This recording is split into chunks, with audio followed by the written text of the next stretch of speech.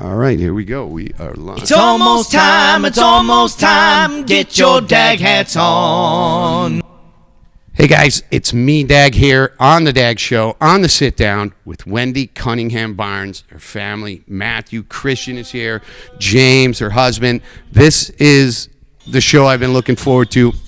This is the best show to end this year with possible. This is all going to make us human again. We'll be right back here. I'll introduce you when we come back to this amazing family. And, see, Christian's talking to us all right now. He's there. They're here. We'll be right back on the Dag Show.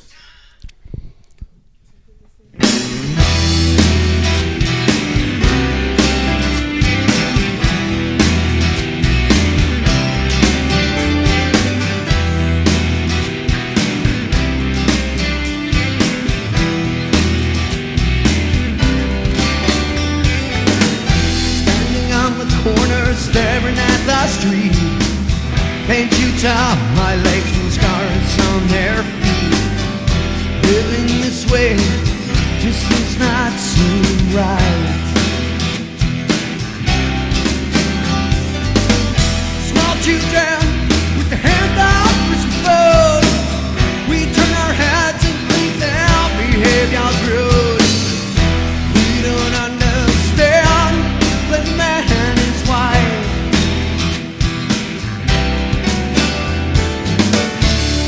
Told me, she said, well son, that's the way it goes. Little children eating out of garbage cans. Mommy and daddy, they're all living in the van. I can't turn my head, say I feel no pain. You see pictures, say it isn't right, but you won't commit to winning such a fight. This democracy drives me insane.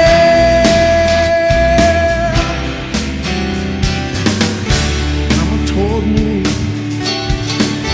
she said, well son, that's the way it goes.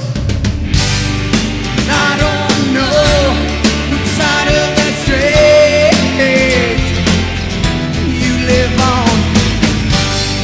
And I don't care which side of that town that say it come from. All I know is it's not right every time I say I have to fight. Look in the mirror and say it's okay. Everywhere I go, there's so much more to the show. That's the way it goes.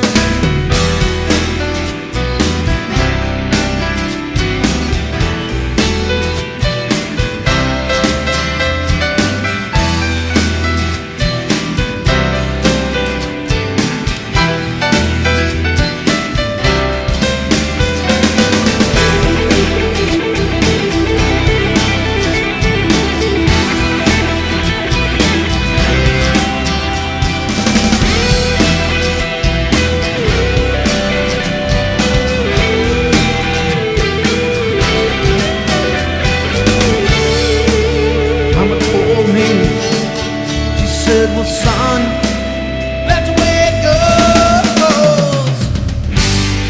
And I don't know which side of that street you live on. And I don't care which side of that town that say you come from. All I know is it's not right every time I say I have to fight. Look in the mirror and say okay. Everywhere I go, there's so much more to the show.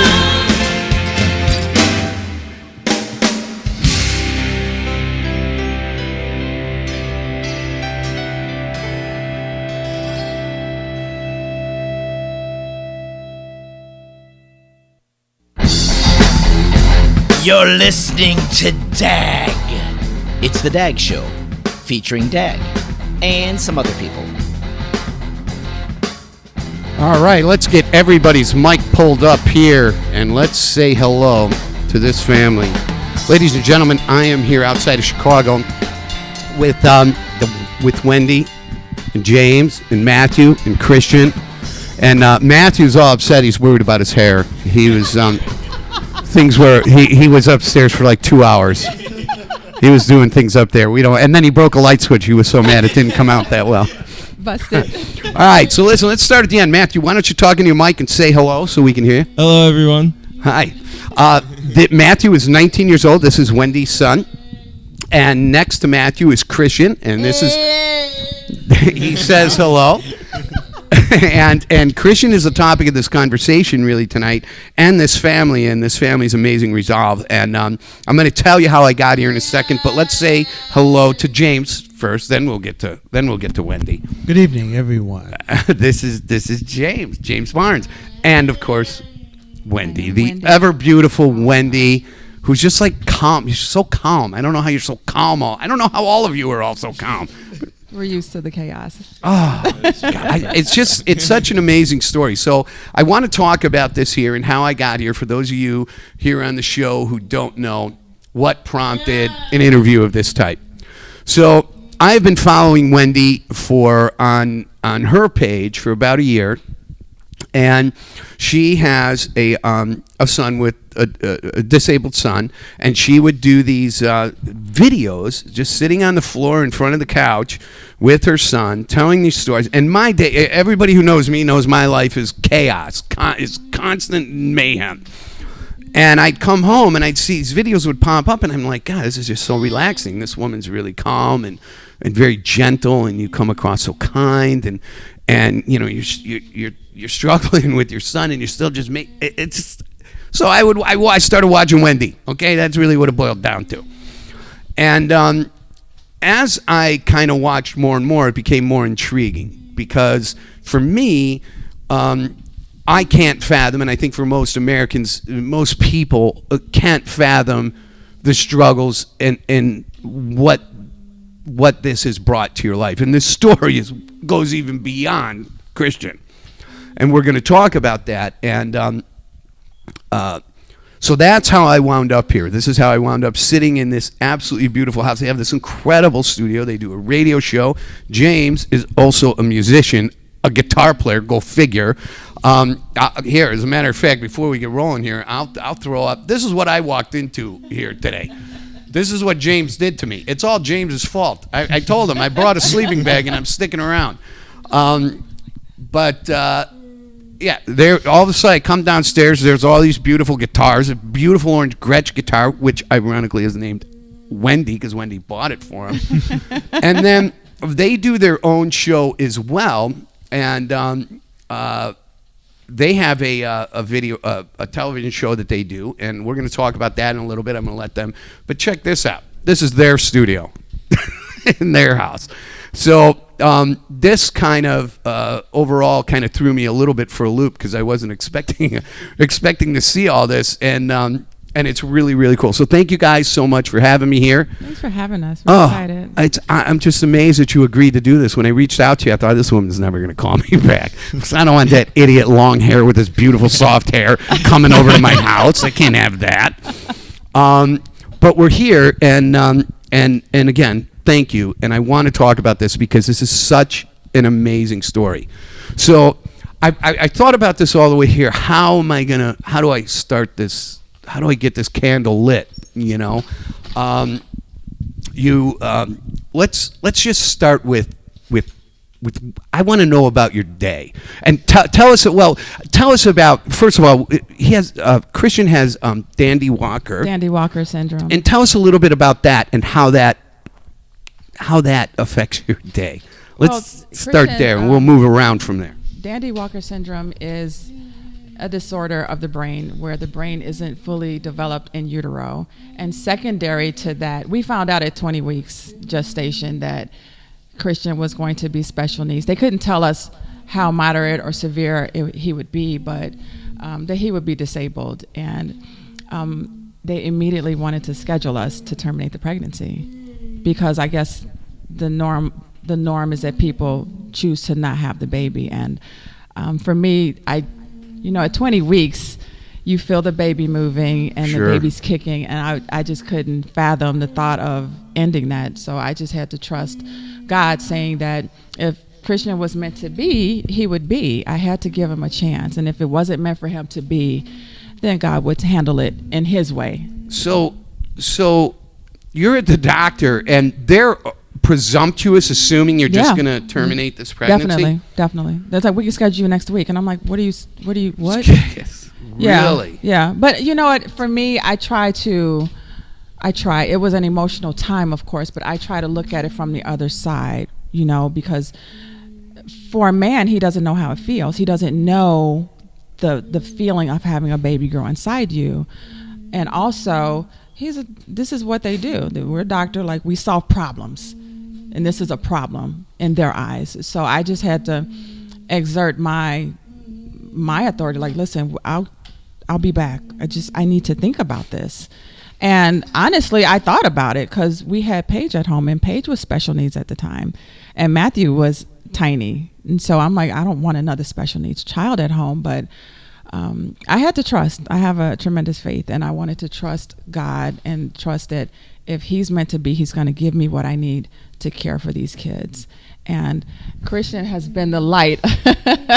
He's been the laughter of our family through, and Matthew and I have been through a ton. Yeah. We've been through a ton together, and Christian has been just the light when we're just like, we just don't want to get through the day. Christian is swimming in his diaper, laughing the whole time. He's Happy smiling. as ever. Yeah.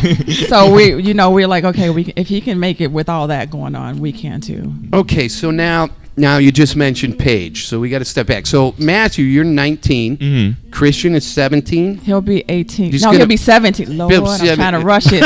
Oh my Don't rush it. Not yet. Oh God. He'll be 17 next week. Oh, 17. Yeah. Okay, so he'll be 17. Oh, Yes. yeah, right. Yes. Yeah, you said 18. I was right. Did you notice that, James? I was right. I said 17. I listened when we talked last week. And then you mentioned Paige. Yeah. Now, Paige was your first child, Yes. and she was special needs, but she didn't start out that way. Right. This folks, listen. When I called about this conversation with Christian, this is where things just went sideways for me. And you did bring Kleenex down here, right? Yes, right. Because Yes, I we don't know have- how I'm going to keep my we have composure. Kleenex. So, Paige, your first child was born, and let's tell that story, because this is just, yes. Yeah, definitely. Paige was born in 98, and she was healthy. Everything was fine. All the tests came back, and she was very funny, vibrant child. And we celebrated her first birthday that following year, January of 99. And in February, we thought she had a cold. It was that season that we all had a cold, and we thought she had a cold, but she kept getting progressively sicker. And I was like, oh my God, I don't know what to do. So Friday, just to make this story a little shorter, Friday we were hanging out with my sister, like we always did. And then Sunday we're at the hospital, and they're telling us that she may die. And we're just like, wait, what just happened? Like, our world got flipped upside down. And she was in the hospital for about a month, kind of touch and go. And they said, one nurse, because she was on a breathing machine, and they kept saying she wouldn't do well off the machine. And they were like, we need you to make a decision. And I'm freaking out because I'm like, I don't want to make that decision. What's the decision they're to telling take you? her off the To machine. unplug her. And when they would try and kind of test it, because Right. they take you off, and then if you're not doing well, they reconnect it. Okay. And we had tried that a few times, and she wouldn't do well, so she had to be reconnected. And they're like, you can't make that a long-term solution because infection can set in. So do you want to just take her off? And I'm just like, I don't want to make that decision. And I'm just looking at her, and So if they're, and I'm sorry, if they're saying, what they're implying here is just take her off and let God do his Yeah. work and just let it. Yeah. If she's okay, she's okay, and if she dies, she dies. Right. That's kind of what they're saying. Yeah. God. And for me, I didn't even see it as let God do his work, which is awesome. I wish I had thought that initially. I kept thinking I was making this decision. Right. Me and her father, like, we have to make the decision if she lives or dies. And I didn't want to do that. And so thankfully the church that we went to at the time, the pastor came to the hospital, and I'm telling him, like, I can't make this decision. And he said, like what you said, you're not. if you take her off the machine and she passes, that's God doing what he wanted to do. And vice versa, if she continues to breathe, she will be, God has made that decision. So I was like, oh, okay, duh. You know, so that gave me peace in taking her off the machine. And Paige was a fighter. She was breathing, like she would be touch and go. But we ended up, a nurse pulled us to the side and she said, you know, I just want to let you know, you're going to just take home a very disabled child. She's going to live. And I'm angry. I didn't want to hear that. You know, Now, because Paige was how old at this time? she's 13 months at the time. She's 13 months when this all happened. Yeah. So I didn't want to hear that. I'm like, no, because she was fine. You know, just yesterday, you know, she's good. And so we ended up taking home a special needs child and trying to learn how to, you know, when you have a baby, you're trying to learn how to take care of this new child. But then once we had kind of gotten used to that, now we have to try and take care of this disabled child, which was a huge challenge because, you know, Because the child's still growing and, yeah, you know, yeah. all those things. Yeah. But Yeah. she's not hitting. We now know, you know, because of the state she was in, she would just lay there. Like you had to turn her. You had to, she had a tube for feeding. You had to do everything. Whereas before, just a short time before, we were like, yay, she ate apples. Yay, she had, you know, she fed herself bananas in the messy way that children do. So it was difficult because I'm like looking at all of our dreams. And what was it she was diagnosed with that she had? Well, she fell. So the cerebral palsy is an umbrella of many different conditions. So that's kind of where she fell under. She had meningitis, pneumococcal meningitis, which devastated her brain. It moved very fast through her system and devastated her brain, which left her mentally disabled, basically. But you know, your brain controls everything. Right. So she wasn't able to feed herself. She wasn't able to, you know, do any of the things that we had expected. You know, like, yay, I know we're going to go get our nails done. We're going to get our hair done together. You know, things like that. And so it was decided I would stay home and be with her while he worked. And, you know, so I had to do all the therapy appointments, learning, you know, and every appointment they want to know. So let's go to the beginning, you know, so you have to retell that story with every doctor, with every therapist. So you're constantly reliving it. We're constant. I mean, because it's still new. Is that? I mean, what's that like emotionally? Because I really can't. It's so hard for me to wrap my head around. Yeah. You know, I have 4 kids, all healthy. I have 5 grandkids, Yeah. all healthy. You know, you pray that none of these things ever happens to yourself or to anybody at all. Yeah. But we know that it does. But that constant reminder of this thing that happened. How do you manage that? I mean, how do you contend with it mentally? You pray a lot. And for me, I didn't want Matthew. Well, no, you weren't here yet. I'm sorry. No. You weren't born. I wasn't there weren't yet. here yet? You weren't born. But you know, you just, for me, it's like I could sit in the corner and feel sorry for myself. And it was upsetting. So normally my normal day was to take her to whatever appointment she had. And then I'd come home and bawl, just cry my eyes out if I didn't start in the car. And then I'd get myself together. Like, I got to take care of this child. I have to, I don't have the luxury of saying, I'm tired, I had a bad day, I'm going to bed. I had to take care of her. And I prayed a lot, and my faith is strong. So I was like, God, I know you're going to give me what I need. It's important that you hold me, because I'm freaking out. What did I do wrong? Mm-hmm. You know, I know a lot of women that I've talked to, we tend to say like, okay, did I do something wrong? Did I eat something wrong? Did I feed her something wrong?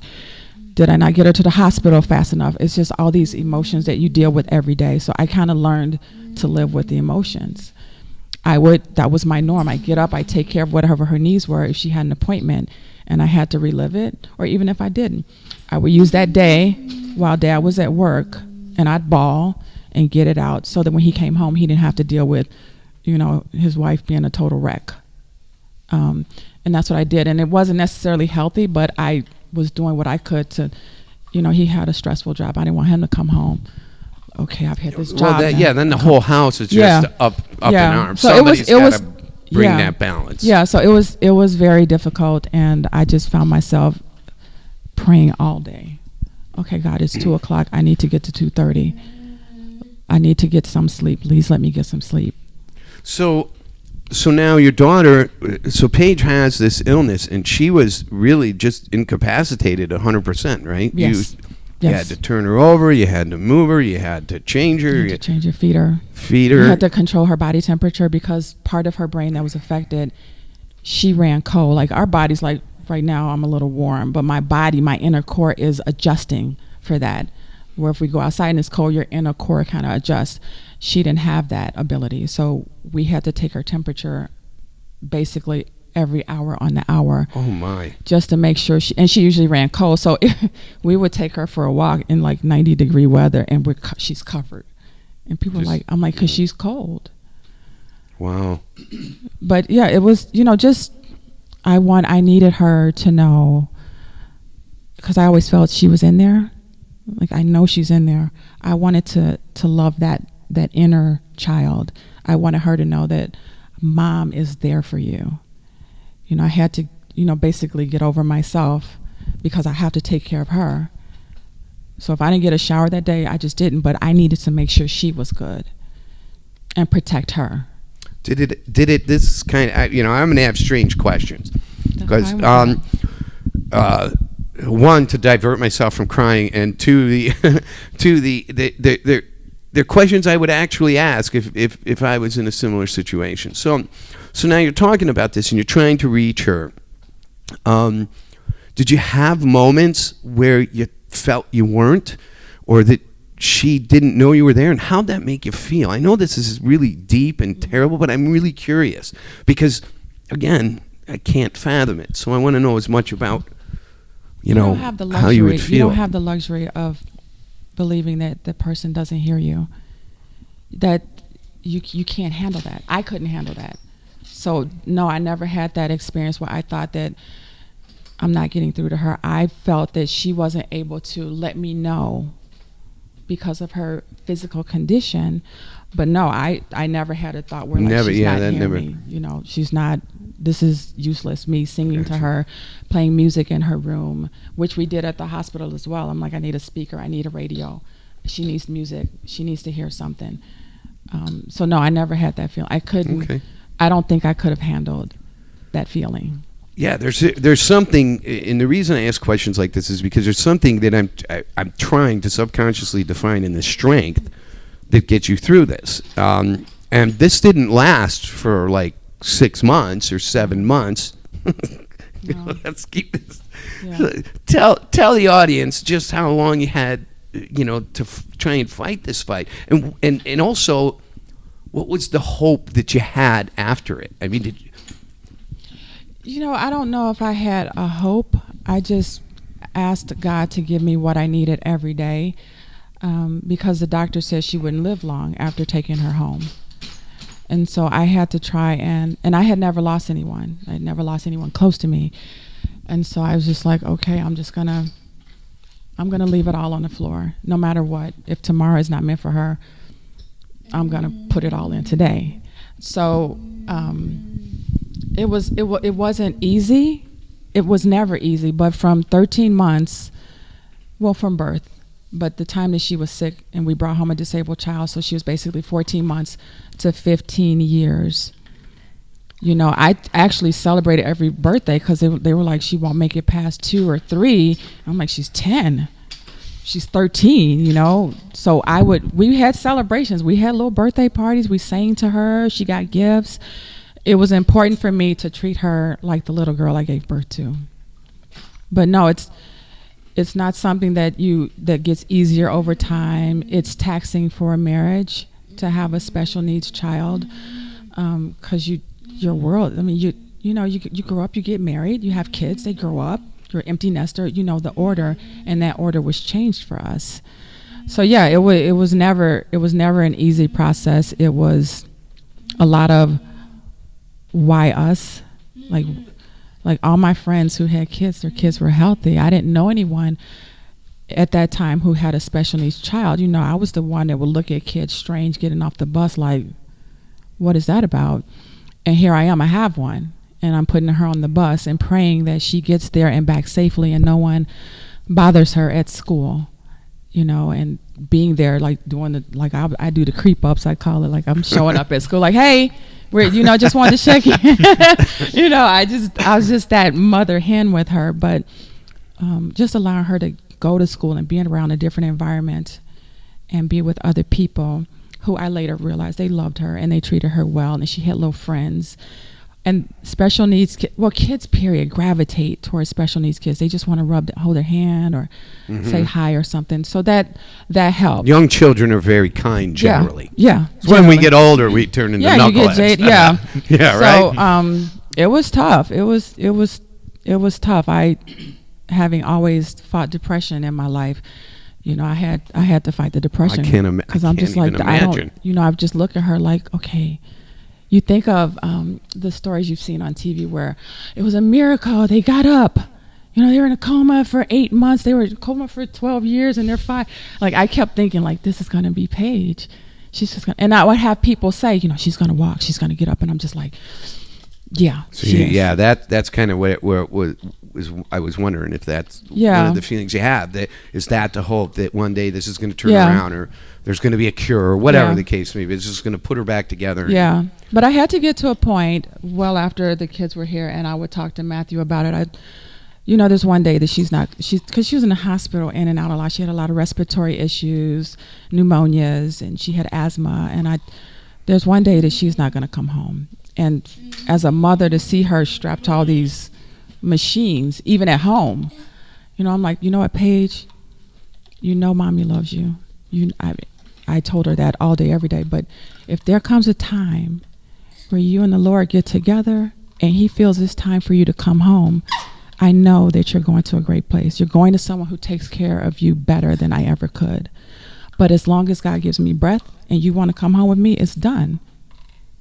People would say, are you on the waiting list for these homes? I'm like, never. I'm not. I don't even know where they are, because I'm going to take care of her. But I would tell Matthew, there may be a time. Well, and this is where I think this is important to kind of break this down here, because now Paige you said this December she was going to be 22. 23 she would have been. Next month. Next month she would have been 23. Mm-hmm. So between Paige and Matthew, there's a 4-year 3 difference. Years. Yeah, 3 years difference. Yeah. So now you have Paige, and then Matthew is in there when Paige is 3, and you're dealing with this, and Matthew's perfectly healthy. Very busy. His hair looks very fantastic tonight. Thank you. Very handsome young man. Yeah. And so now you got your family unit's growing. And there's all this optimism, and you're looking forward to the future. And again, I'm creating a story here, trying to walk people through this. Yeah. And then you have Christian, and then what's that like? I mean, because they're not that far apart. None of the kids were that far apart in age. Yeah, they're all 3 years apart. Yeah. But it's funny because by the time we're pregnant with Christian, we had 2 healthy children. We had 2 healthy pregnancies. Matthew, of course I'm counting fingers and toes and everything. And, he's this great, beautiful child. And then we're told at 20 weeks that something's wrong with him. And we're like, wait, what? We've had 2 good pregnancies. What in the world? I was 36 when I was pregnant with Christian. So I'm like, was I too old? Maybe I shouldn't have tried this. And did I eat something? I went through the checklist of what I could have done wrong and wondering why this was happening to our family. I really wanted Matthew to have someone who understood growing up with a special needs sister. And here I am about to give birth to a special needs brother. And so that's heartbreaking, because I wanted Matthew to have someone to grow up with him who understood, your mom did act crazy some days, because she was tired, but we had each other. And so I think at that time, my heart broke more for Matthew, because I'm like, I couldn't give him what I wanted to give him as far as a brother or a sister that would grow up with him. Well, and here's, excuse me, here's something too that I was thinking about yesterday was, sometimes when people have special needs, you have a child with Down syndrome. I have some friends who have They have 4 kids. 2 of them are severely autistic. But there's functionality. Okay, they can still go. They still play video games. They still walk around the house. They still can, go to the bathroom. You're in a situation with 2 special needs children need 24-hour care. I mean, this isn't a situation like I just explained, and I can't. And then you have Matthew. So all this attention that needs to be given to Paige and to Christian. Matthew, let me ask you this, and as you're growing up, did you feel like you weren't getting as much attention, and you need to put that mic near your mouth? Not a lot, because my mom still made an effort to we'd go to the library and walk to the library because I love reading, or we'd go on a cruise or just a small vacation once a year, just the 2 of us, or things like that. So I still got to have my childhood with my parents also. Sure, maybe Christian or Paige was acting up one day and they kind of took the attention from that day, but at the end of the day, both my parents still made the effort to be hey, we see you, we're here, even if it's a story at the end of the day and it's putting me to bed. I still got something out of each of them. Wow.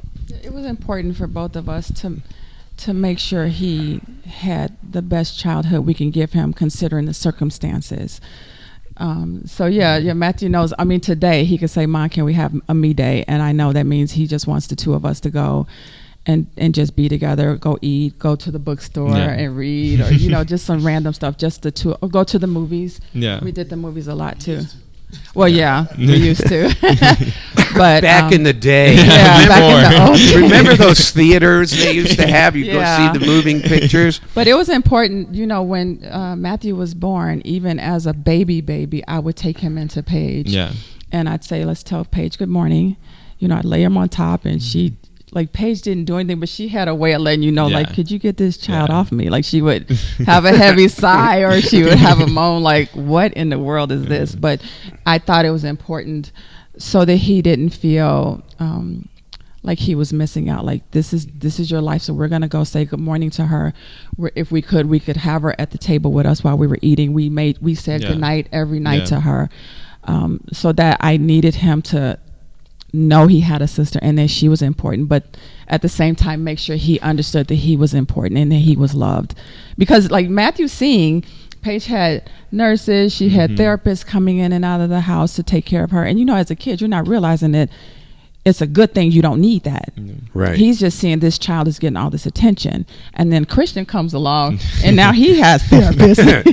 He got PT, OT coming in the house. Matthew's what about me? So it was important that the 2 of us had something that was just for him. So, and I'm listening to this, I'm trying to process this. I mean, I don't want to call it a chore because it sounds so negative, but being in that situation is a lot of work. It is a chore, I guess. It's probably not that far off to try and do that. And then you're finding this time. I mean, this is clearly a very smart, well-rounded young man with great hair. Thank you. And a great attitude. Yeah. Who not only did you have to contend with all of the struggles with 2 disabled children, but to raise a young man like that, how does that happen?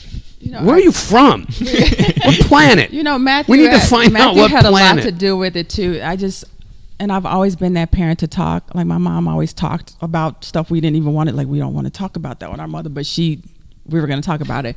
And so I said, well, I'm going to make sure the lines of Matthew has always been a talker.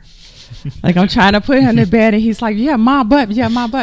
But Matthew knows that, no matter how crazy the day is, or no matter how busy I am, if he needs me, I needed him to know that I was there for him.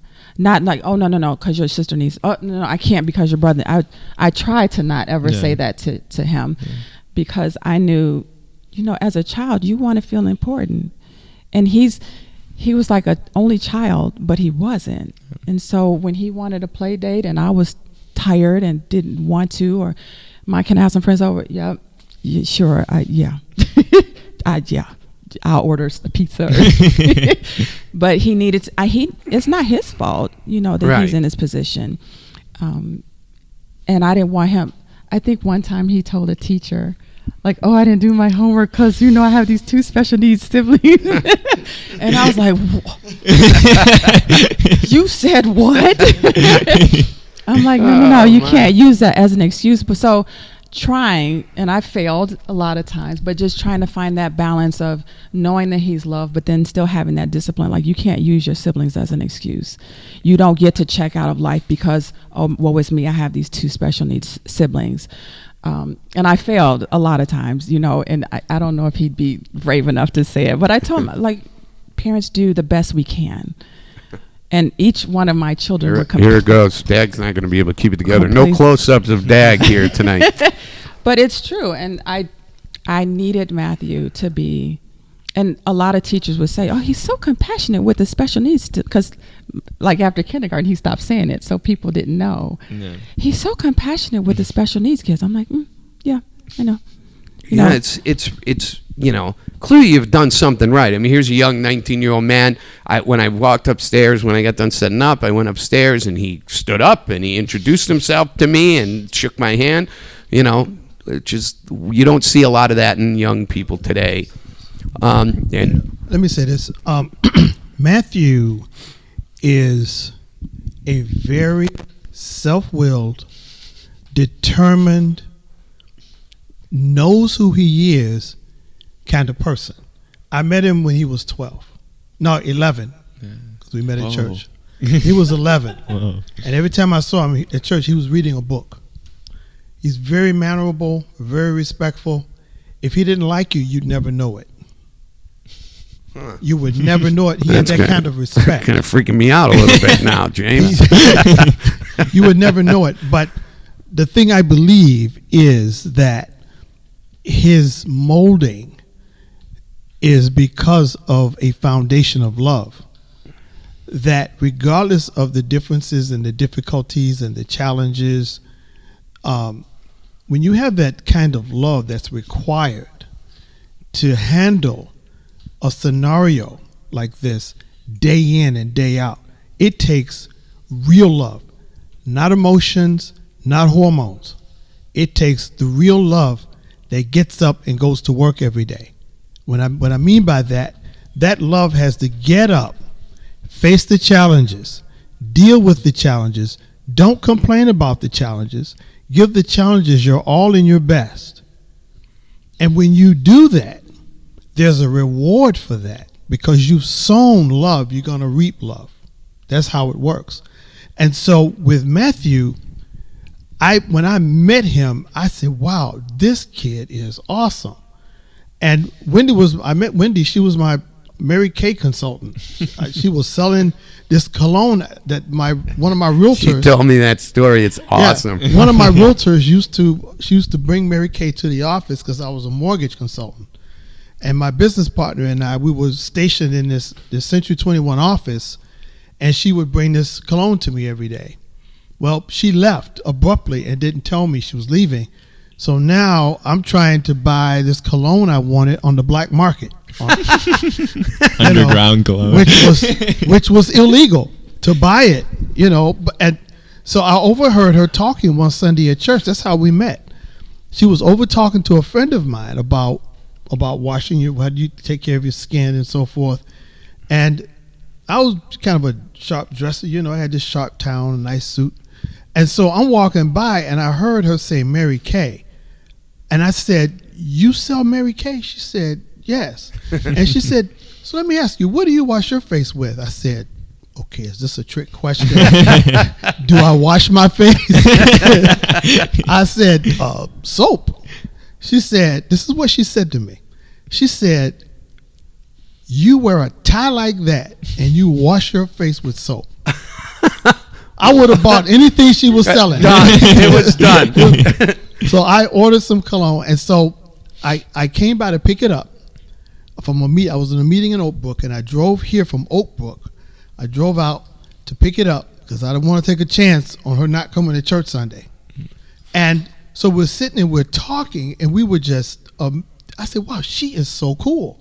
And so after a while, Matthew and Christian, he rolls Christian in. And I was like, oh.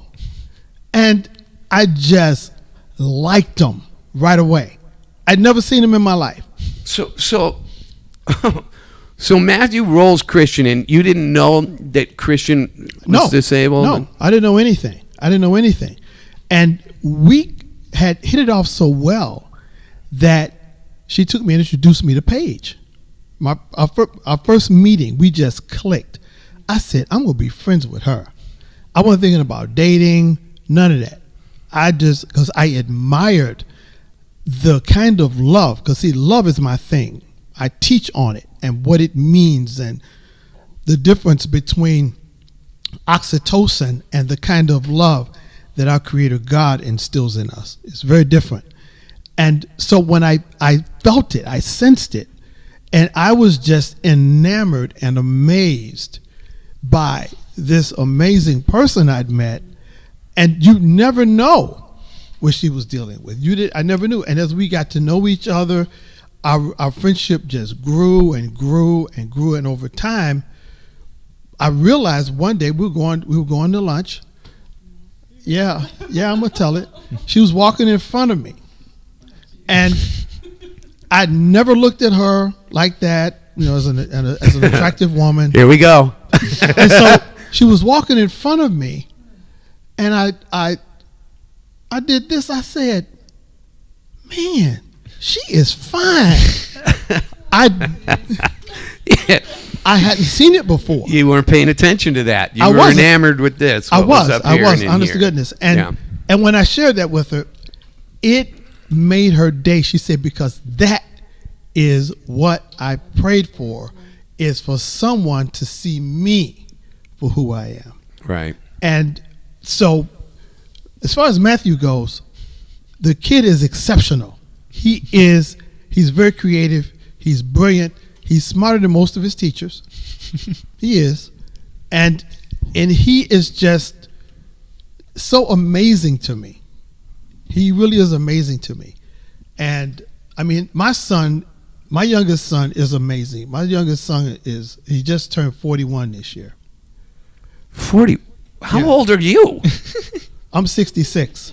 What the hell is going on here? Yeah. And There's something in the gene pool. I have a friend of mine who's black, who's 70 years old, and he looks younger than I do. Why? Doesn't crack. Why? Doesn't crack. I don't know what that is. Yeah. Can I have some? You're 66. Really? Yeah. God bless you. And Jesus. so my point was that the scenario that Matthew grew up in required him to have that real love. And so because of that, he was one of the most popular guys in his high school. I mean, he was in 8th grade. I can absolutely imagine that. He was in 8th grade when he hit the high school. Everybody knew who he was. He had seniors picking him up, taking him to school in his freshman year. Right. So he just has that charisma. But again, it's because of the example that his mother and father set. Because his parents are both great parents. Because the children's dad, Reggie, is an amazing parent. He is. He comes, he gets Christian, he takes care of him. I have taken care of Christian, so I know what it takes. I've changed diapers, I've fed him. I got the 5 o'clock shift for the meds in the 5 a.m. meds. Everything. We all participate in taking care of. Christian is the star of the show. Now, some people would look at that and say, "Wow, that's too bad." No, I feel sorry for you because you don't know the kind of person Christian is. This kid he has no way to communicate, but he communicates perfectly. So much personality. He has no language skill, but he lets you know that he loves you. He's upset. I got a bad attitude. Leave me alone. I want to go put my foot over here and turn the TV off. You know, he's a very strong-willed child, and he has within him a very powerful spirit. It's just that his physical body does not allow the spirit to express itself. So he expresses himself in his own way. Well, Matthew said when we were chatting coming down the stairs when bringing Christian down, he said that all of this, and these things we're talking about are things that brought your family together. Oh yeah, kept your sure. and I'm sure in a lot of different times it really kept a tight bond, because really who do you have to go out to really deal with if you can't figure it out inside in this unit? You're in trouble. Yeah. So but it's important to let the child know that, a lot of times as adults we have these days, we have these these cards that are dealt to us, and we get consumed in that. Like, I am upset because my children are this way. I am upset because, Paige was in the hospital. I'm trying to navigate Paige in the hospital, the boys at home. We tend to say I. And for me, I just daily, even now, just ask, Matthew has to know he is loved. And that's more than just making sure he has, clean clothes to wear and food to eat. You have to pour that in, even when you don't feel like it. And there are a lot of times I was tired, I was depressed, I was upset from the day. And if Matthew needed me, you have to show up. Like, he didn't ask to be here. So it's not his fault if I'm having a bad day. And I try to have that, I have messed up some days, but I try to, it's not your fault that I woke up and I didn't get sleep and I'm tired. Right. And I'm crabby. That's not your fault. So why am I going to make you feel there is something really unique going on here. And listen, I talk to a lot of people. I didn't have the easiest life growing up. I'm not looking for sympathy here. This kind of thing that's going on in this household is amazing to me. I mean, it really is. In spite of the strife and the difficulties, there is something really remarkable about you two adults and how you've, you especially with your son. And then you come. We're going to talk about this, and we are going to talk about this. But there is something absolutely remarkable that because I've never experienced any kind of mothering like you clearly have done here. So there's something remarkable going on here between all of you that is a story. This is why I'm here, because sometimes we need to all step back and go, we're blowing it. We got to be honest with ourselves and go, we're blowing it. And maybe, it's time to rethink my methods or look how much harder life could be. And you talk about this like this is, I had to do this. And I mean, most people can't get through their day. Yeah. But like you didn't have the mother, and I don't have a relationship with my father. And that's a whole other story. And I refused to give him credit for me messing up my life. I refused. Well, that's an interesting perspective. And he's alive, and I pray and I hope that he's doing well and that he has all that he needs. We just don't have that relationship, and we didn't from a younger age. And I could sit back and say, my father did, or, whatever he did to contribute toward me messing up my life. But at the end of the day, that's my decision. I can't blame anyone for anything. I can't blame Matthew because the three of them are in diapers and he doesn't want to be potty trained. I can't get mad at him because he's moving in his own zone. No, Matthew is potty trained now, right? Yes. I got it done. All right. You got it done. I passed with flying colors. Yes. At one point, there were 3 in diapers, and they synced number 2, whether we were out or not. 1, 2. But I knew that I wanted him to be loved, and I wanted him to know what love was, and I wanted him to know how to give love. I didn't want him to be hardened because he was in the middle of these 2 children. I wanted him to love them. And Matthew is hardcore about Christian. I'm sure Matthew would fight me if it came down to Christian, But that's what I wanted, although Christian isn't in the packaging that I wanted him to be there for Matthew. Christian lights up when Matthew walks in. He knows Matthew's in the house before he sees Matthew. And that gives me peace, and that makes me feel good about what, as parents, we did. And just to let people know, their dad is purposely called their dad because he gets that positive credit for being their father instead of me saying my ex-husband. Mm-hmm. That puts him in a different vein if I say my ex-husband. So I have always said this is Matthew's father. This is the children's father. Because that is his role. It's not about me. See, but this is what I'm talking about. This is the dichotomy that I'm finding exceptionally interesting from the moment I spoke to you a week or so ago about this. Is you have this amazing way with putting your words together. This is what was interesting to me in watching your videos that I like to watch when you're doing them with Christian. It's those subtle little things that make the difference. And you have a choice in one word to send a message one way or the other way, and one can be positive and one can seem derogatory the way you look at it. That is absolutely that is the thing I'm seeing here as I'm listening to all you talk. It are these, and I don't know if you guys methodically pick out these words. If you sit up at night with a thesaurus and, a pen and paper, but or if this is your faith that teaches you to be more cognizant of the words you use and why they're important. Words are very powerful. A ton of it is faith. A ton of it is faith. At least a ton is faith. But I chose their father. I chose him. I chose to have children with their father. And so when I hear people say, my ex-husband, like I'll jokingly say, my ex or my baby daddy, but he's a great person. Our marriage just didn't last. It's very, very taxing to have one special needs child. We had two.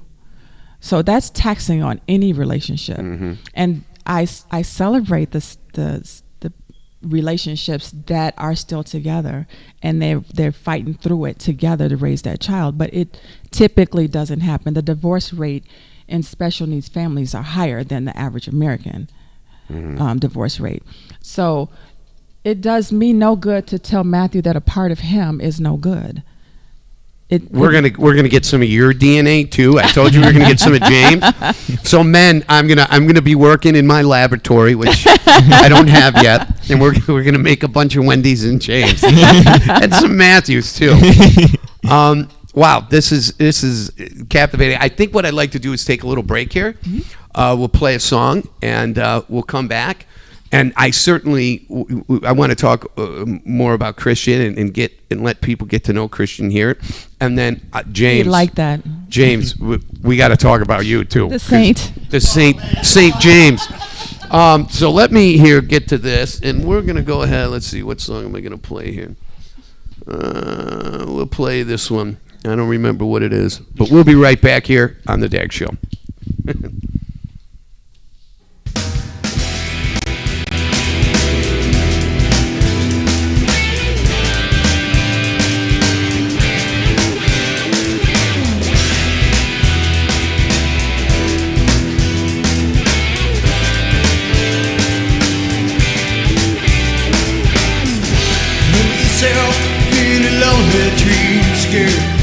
Just like walking round in my mind,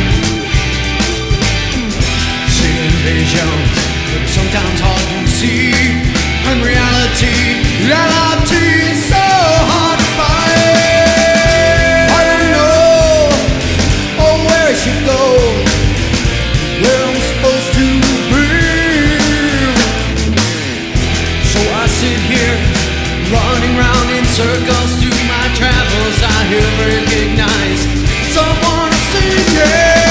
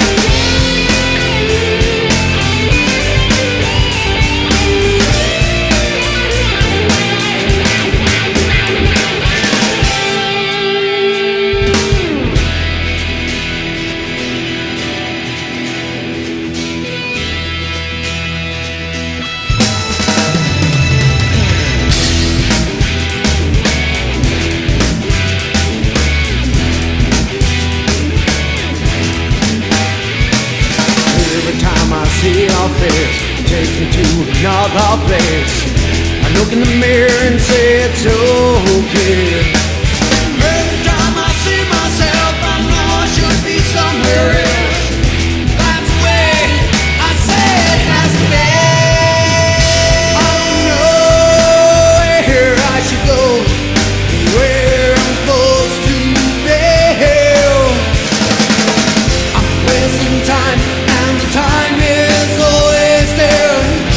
Keeps always sit on red.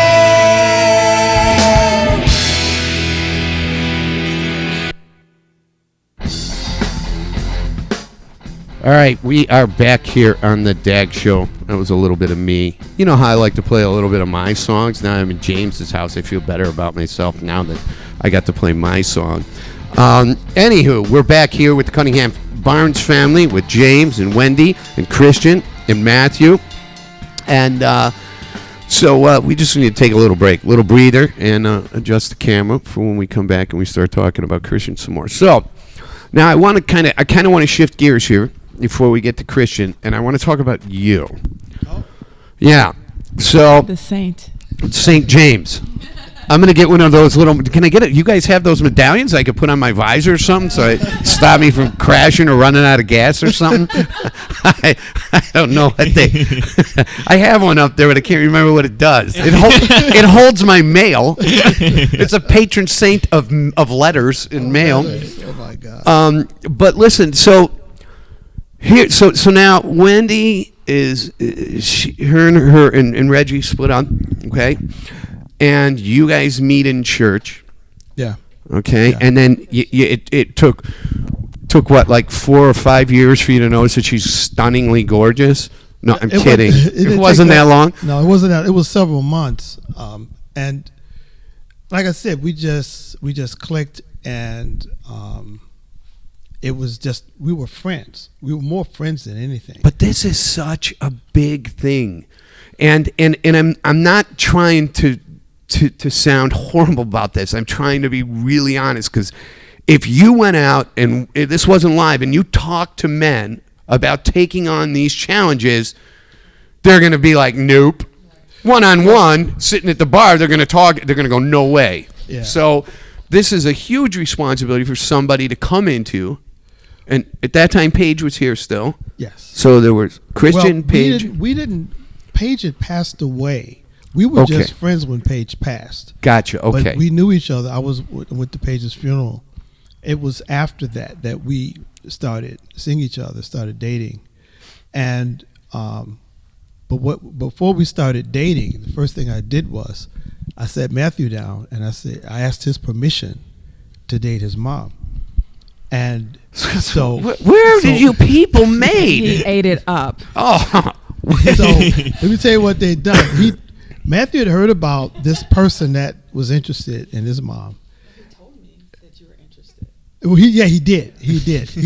Because I gave him a gift for Christmas. Mm-hmm. He says nobody gives that kind of gift without a reason.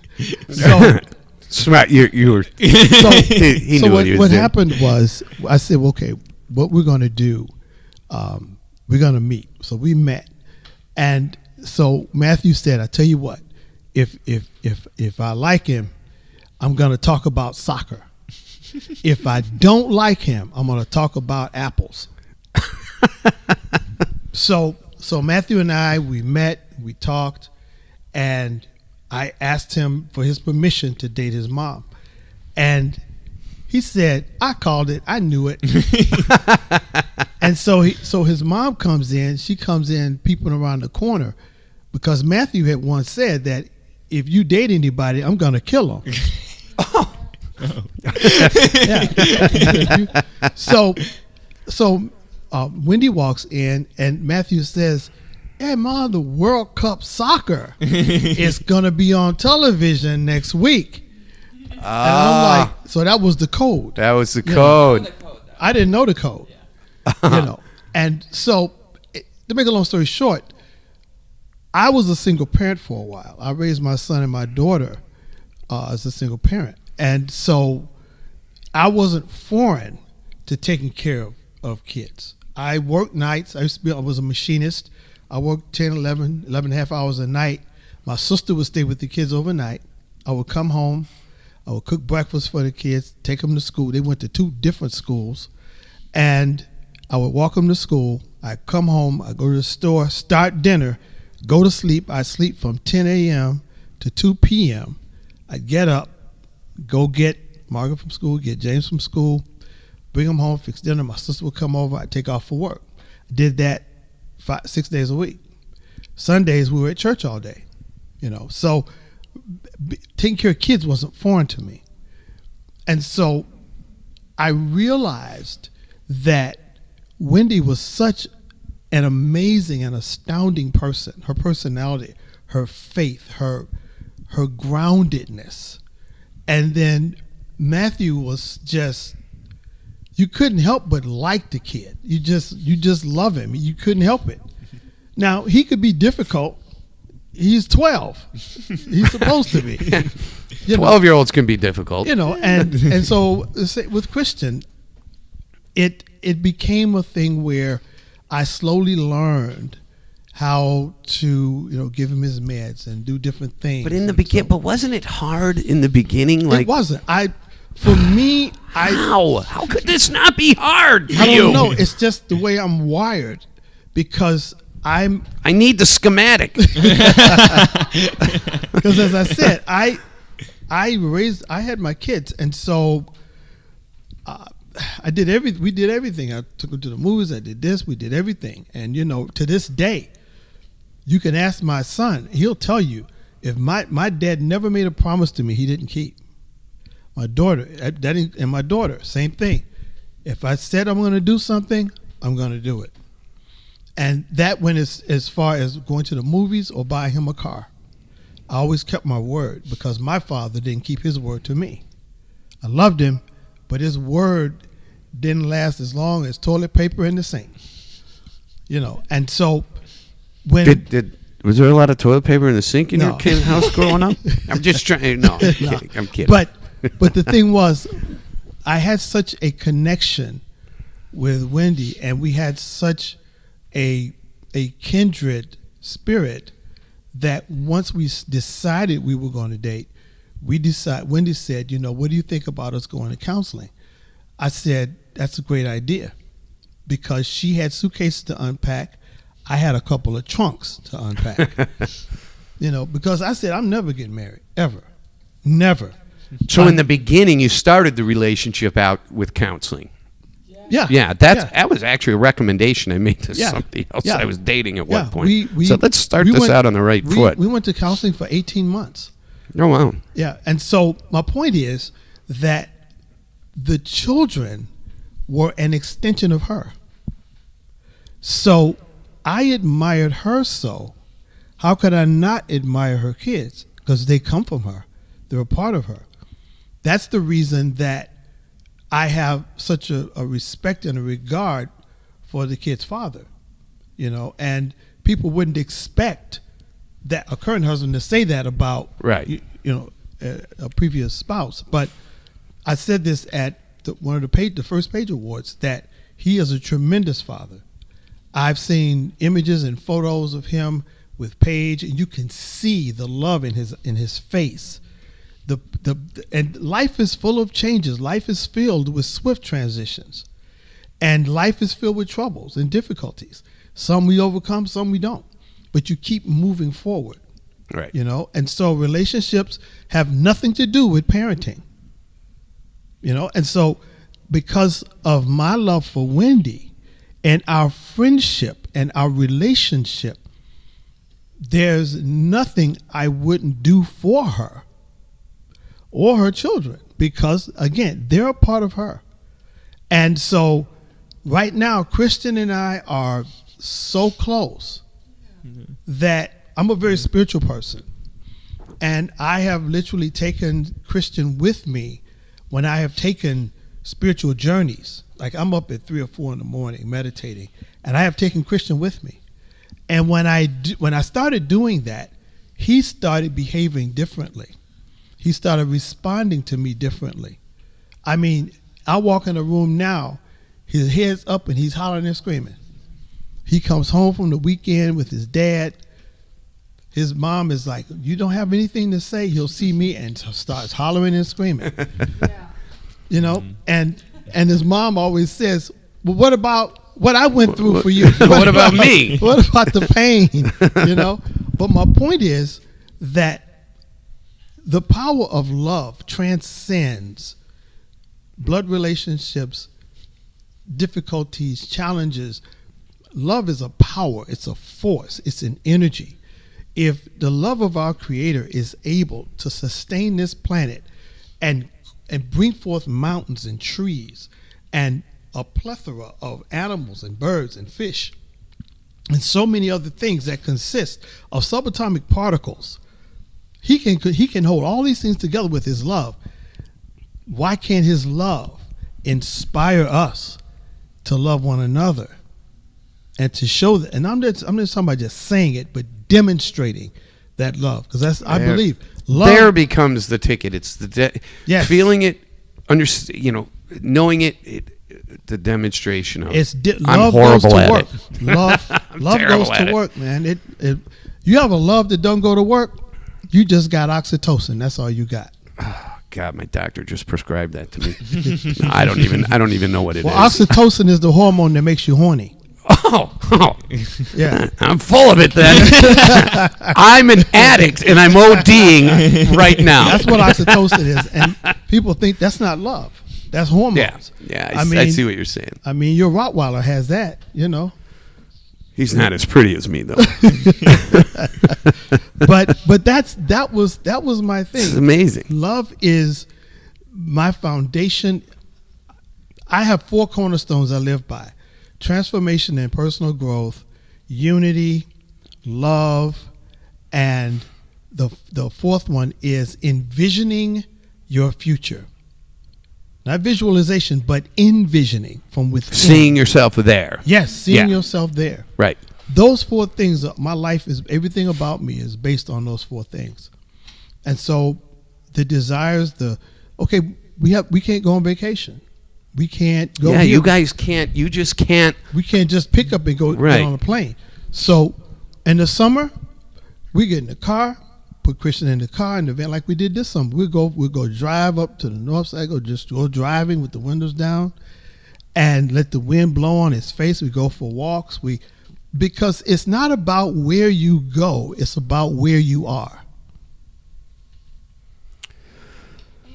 God, you guys are so deep. It's not about lamenting over what you can't do. It's celebrating what you can do. Right. I would never want Christian to feel, because I feel he's in there as well, like with Paige. We go for walks. You know, pushing Christian he has a bike that we try and give him a good life, but it also feeds us. So we could sit around and be like, yeah, we can't. Yeah, you hear they went to, we can't go. Well, there's something. There's a question to ask both of you. You know, you can't just pack up and go, and you got to hear. You know, this is a long time. 17 years, you guys. Well, longer than that, technically, if you go back to Paige. 20 years of this, of living this life with these seeming struggles, so to speak.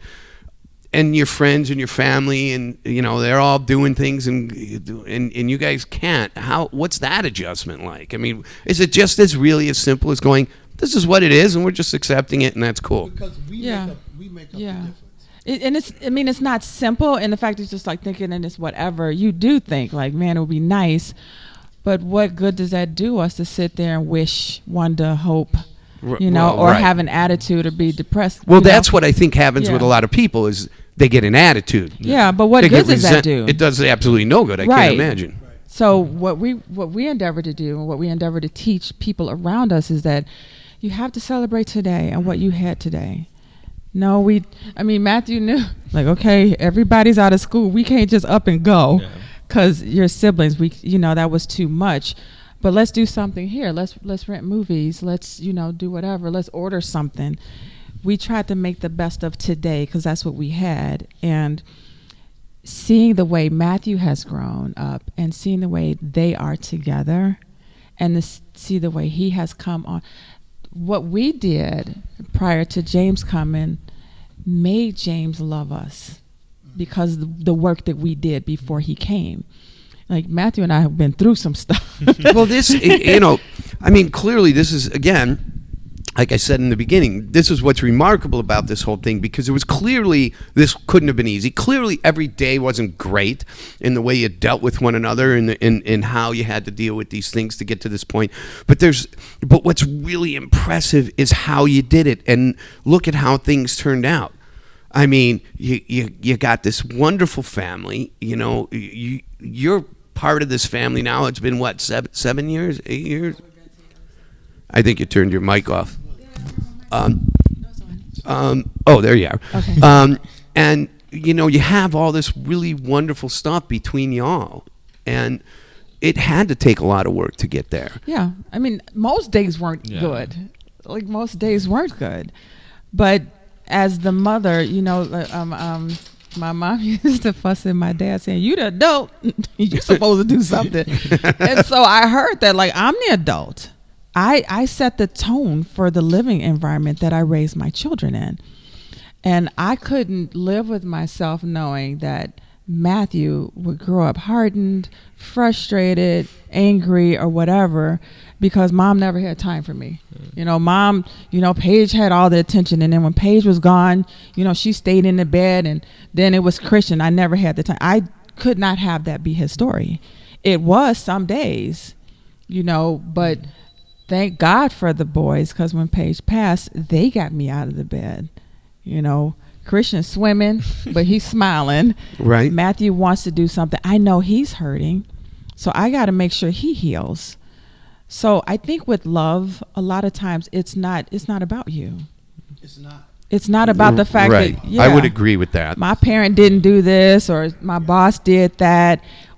Especially when you get home, you got to be on for that family, because at the end of the day, and Matthew will say, family first. Yeah. It's about family, because you're passing along a legacy that you can create.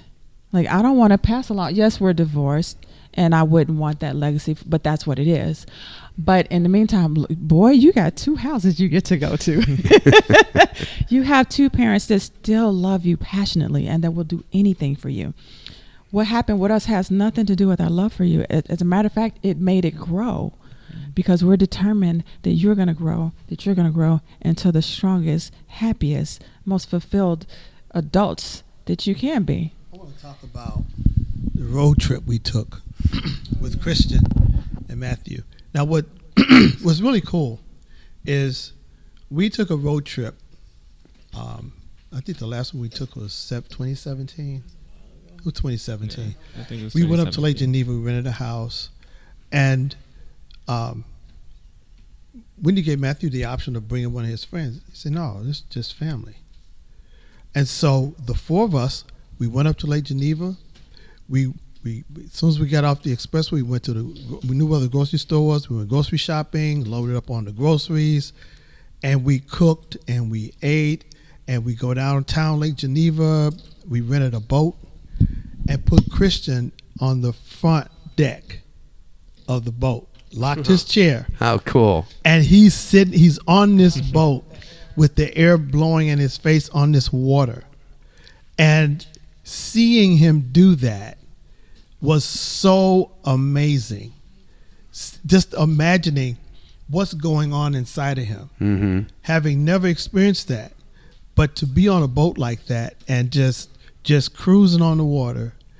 And we walking down the street, the 4 of us, we sitting around, and people, they're looking at Christian, and some people, well, what's going on with you? And then others who may know he's special needs. We don't care. It doesn't bother us. We had a ball.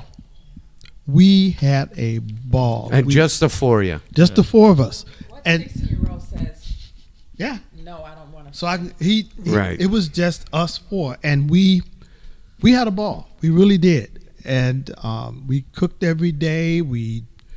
It was such fun, and the thing that I remember was Matthew wanting to be family, and Christian on that boat, Wow. like he's the captain of the ship. It's a great memory. It is. It is. It is. It's a great story. I mean, again, it just never gets less remarkable. It just gets better and better all the time.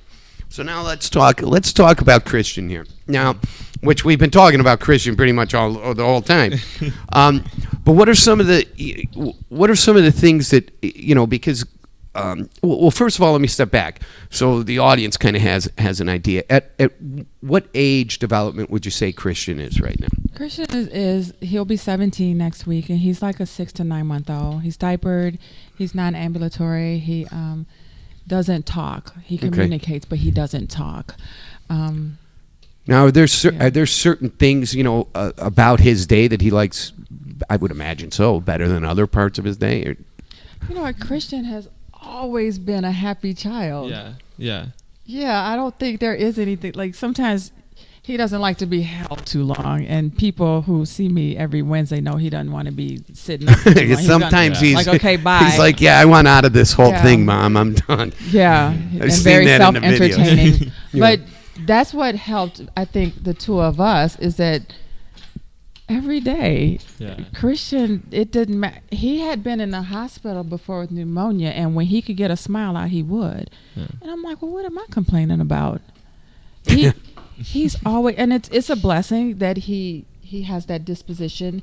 And you could try and say, well, it's because of he has Dandy Walker, he doesn't know any better. But we choose to feed into that. We choose to have that feed us as a family. That Christian's gonna do something. I'll look at Matthew like, did you see that? And then Matthew will laugh. But and it's the love they have for each other. He doesn't have. Oh, let me see your microphone. Something's making some noise here. I don't know what it's doing. Okay. It's better. I think I got a cable going bad here, but you're okay. I just heard this is why I wear headphones, so I can hear the things that go bad. Yeah, but he doesn't really have bad days. Christian rolls with he whatever. seems like a very happy young man. Always.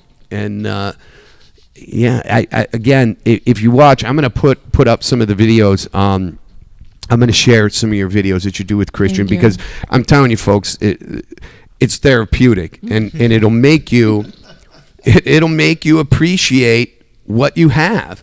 I mean, that's the thing for me. I'm a selfish jerk. I live alone.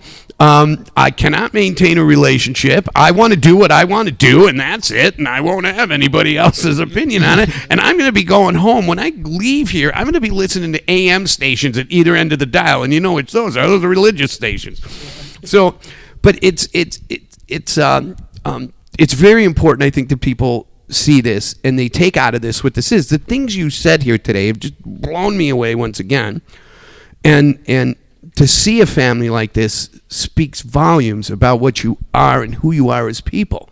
I mean, and Christian, he's telling it like it is. He's ready to tell his side of the story. But that's why we started going live every Wednesday, because I didn't want to always feel like I needed to kind of close myself in because you may not feel comfortable with me talking about Christian or me talking about a child that's gone too soon.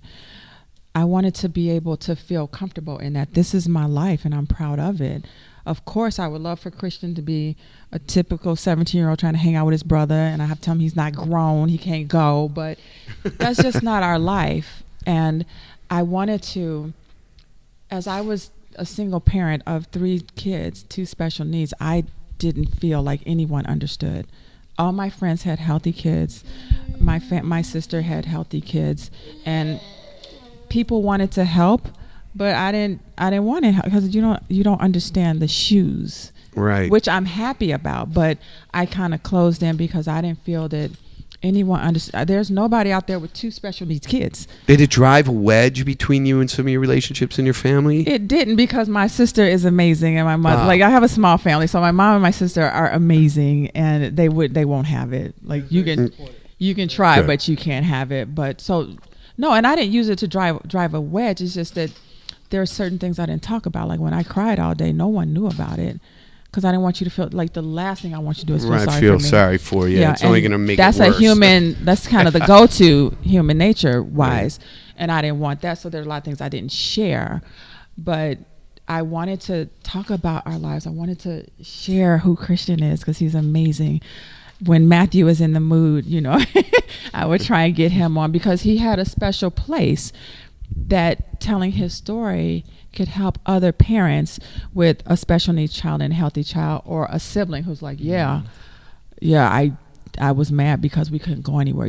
They can tap into Matthew.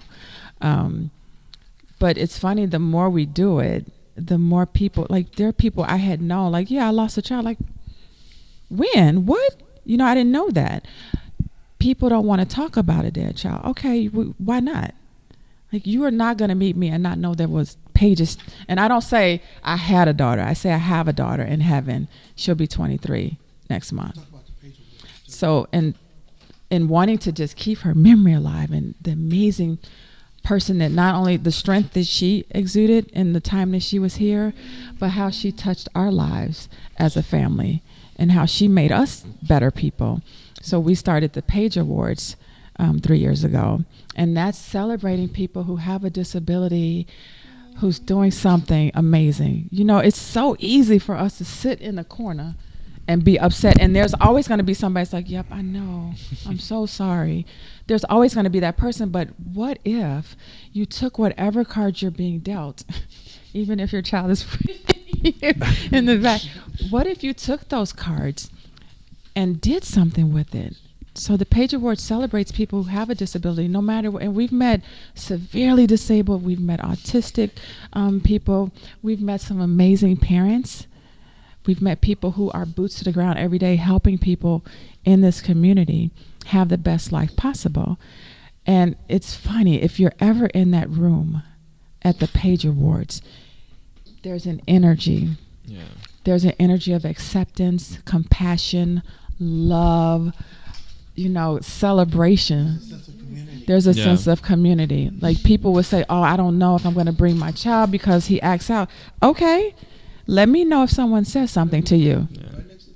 Because Christian is going to take over at some point in that, So this is a place where people can come and not feel embarrassed to have their child. We were asked to leave the movie theater one time because someone, and he wasn't, but someone being uncomfortable with who Christian was complained. And the manager asked us to leave. What? And I said, okay, that's fine. I need your full name, your manager, whoever runs this establishment, because I have an attorney, because Matthew's watching. The inner city in me wanted to just punch this child in the face. Like, what do you mean? Tell that person, I'll give you tickets to the next movie for you to come in. Right. But he didn't know better, so I had to realize, okay, I need to teach you how to be for that next person. I need to teach him that you can punch people. Your mic keeps cutting out there. Yeah, I think we got it. Better? Yeah, that's better. I got a cable. Clearly a bad cable. I had to teach Matthew, you can't punch people in the face. Yeah, you can't. Because they don't understand your situation. Okay, the techie person. You got it? Let it rest. Okay. Is that okay? You're fine. Yeah, so I am constantly, not constantly, but I would tend to fight because I'm a fighter. Like, I'll fight. I will literally clearly punch someone in the face. I will fight. I'm from the inner city. I fought a lot, and that's my go-to. Like, I'm just gonna punch you in the face. But I can't teach that to Matthew, because people are gonna ask, like, what's wrong with your brother? Okay, first of all, there's nothing wrong with him. But if you want to know his diagnosis, I'd be happy to share that with you. It's about teaching people how to change their language. Right. Because, again, words are very powerful. Words are powerful. Yeah, it makes a difference. It makes all the difference in the world. It's really amazing. And to use your life like you have anyone watching, there's something about your life, even through the pandemic, even through maybe lost wages, trying to figure out where your next meal is. There's something in your life that you can be grateful for. I'm going to ask Matthew something here. Mm-hmm. All right. So what are the things, to touch on what your mom said here, what is it that you're most grateful for? It's going to be a two layered question, so I'm going to do it. What are you most grateful for from your mother? Take Christian out of this one for The that. tissue. Honestly, my mother taught me compassion over everything. Like, the thing that's different between us two, I was born into this family. Like, it was my normal until I was born into this family. There he is. It was my normal until I got like halfway through elementary school, and then I started noticing like, hey, like your brother doesn't do that, or your sister doesn't do that, or things like that. But like, as she said earlier, every day when I was little, before I could even walk, she'd pick me up, take me into my sister's room, be like, tell your sister good morning. I'd say good morning and all that. And then even at night, tell your sister good night. And I'd just hang out. She taught me just to, be compassionate about what my brother and sister go through every day. And Christian, he has his off days. Some days he does not want to talk to me. And I'm like, okay, I get that. Like, that's a brother thing. Yeah. Like, I got a brother. I don't want to talk to him a lot of times too. Yeah. It's just a brother thing. And yeah. And also patience too. Because you have to be in this family, you have to be patient. Like, yeah, everybody has this demeanor that is pretty subdued, and that's the first thing I thought of was these people got to be very patient. This has got to be a byproduct of that learning to be that patient, because it's like you have to be patient with people that they're not around people like Christian Paige every day. And I can't, like my mom said, I can't just scream at him. Like when you're a little kid, that's what you want to do. You want to grab him and why are you looking at my brother that way? But you have to sit back and be like, okay, it's out of the norm for them. So you have to be patient with them and try and just teach them and educate them on how my brother and my sister are. And so then when the next special needs kid comes around, they're not gawking at them and being like, oh, why is he in a wheelchair, or why can't she talk, or something like that. So yeah. But what is it you appreciate most about your brother Christian? Is just happiness, as my mom said earlier. He's always happy, always. Even when he's angry, 2 seconds later he's happy again. Like, it's some days I'll look at him. Wish I had that gift. Yeah. We all do. I'll get home from school or practice and be tired. Someone ticked me off during the day, and then Christian will just roll over and start laughing. And I'm like, how do you do that? Like, teach me your ways. Obi-Wan. Yeah. Just start laughing for no reason. Just bust out laughing. Just bust out laughing. Yeah. Like, I'll throw my book bag on the ground and be like, I'm so done with the day, and he'll just look at me and start laughing in my face. I'm like, you're right. You have to, at the end of the day, sometimes you just got to sit back and laugh and be like, hey, I made through it. Yeah. Let me ask you this too. Now, clearly you have a wonderful stepfather here who's, a saint. A saint, St. James. What is it that you appreciate most out of James? I'd go with love too, because you said it earlier. It's not easy to come into a family like this and still be as open and loving as he is. I haven't heard the word love this many times in 55 years of my entire life as I heard it here tonight. Yeah, like, that's so important. Yeah, though. he didn't have to come into this family. Right, he signed up for it. Yeah.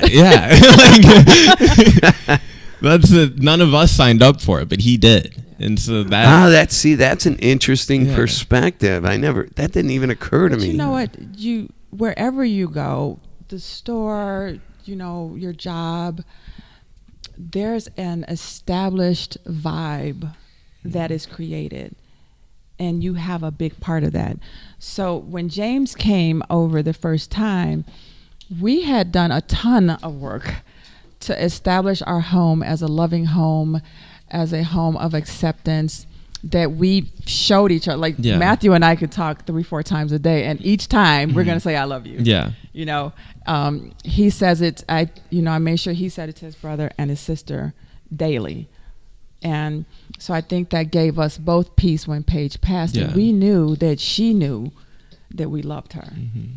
She didn't feel like, because literally if you laid Paige in her bed and forgot about her all day, that's where she'd be. She didn't have the ability to move. Right. But it was important to establish a home where it started with Paige, of course. But when Matthew came, he had to know what love was. He had to feel it. He had to know that, didn't Mama say she had a migraine, but she laid on the couch and peeked at the movie. Pretend to watch it. Yeah, Matthew was good with saying, "Can you watch me play?" Okay, Lord. Okay. And 3D movies was my favorite because I could fall asleep with the glasses on. He didn't know it. Yeah, but it was just laughter because Matthew has always been funny, and Christian came along and was funny. So we had to laugh and we had to love. And so James came into that and he felt that. So it made him feel like we weren't like, wow, this is happening. And wait, we weren't freaking out throughout the day because of what card we were being dealt. He saw the peace and the love that okay, Christian, okay, wait, who's doing what first? Wait, okay, Matthew, can you stay here with Christian? I'm going to go do this over here. And then I'll be, we just kind of worked together like that. And it just. And the big thing is he just fell right into the family. He did. It wasn't like a weird adjustment period or anything. Yeah, that was kind of my question. I was kind of getting at earlier. I mean, was there this weird adjustment where never. you woke up and went, "Oh, what have I signed up for?" And I think a big part of it was that at the outset, Matthew was 12, 13, and I remember my mother dating guys. She was a single parent.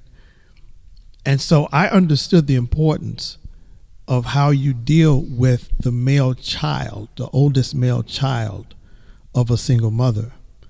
You treat them with respect, and you treat them and you regard them, and you listen to them. You don't just placate them. Yeah, kid, go sit down. What do you know? We had intelligent conversations, in-depth conversations. And so when I asked him for his permission to date his mom, then when we decided we were going to get married, I asked his permission to marry his mom. And he granted that. Now, if he had told me no, then we would have had a problem because it wouldn't work. It wouldn't have worked. But because he was accepting of me and the spirit that I was bringing, and it aligned with the spirit of the home, which was a spirit of peace. And in our house right now, you can walk up there and it's peaceful. If you walk into my office, you just want to sit down and just don't even want to get up. It's so much peace. It's so much peace in our home. And that's because of the spirit that we carry. And so with Matthew, I treated him with respect. And I used to tell him, this is the first kid I have really, other than my own son, that I really had respect for. I used to deal with teenagers a lot at my church. I taught Sunday school. I had the 15 to 19-year-olds. But it was such a spirit of excellence about him, a sense of he has a very elegant spirit.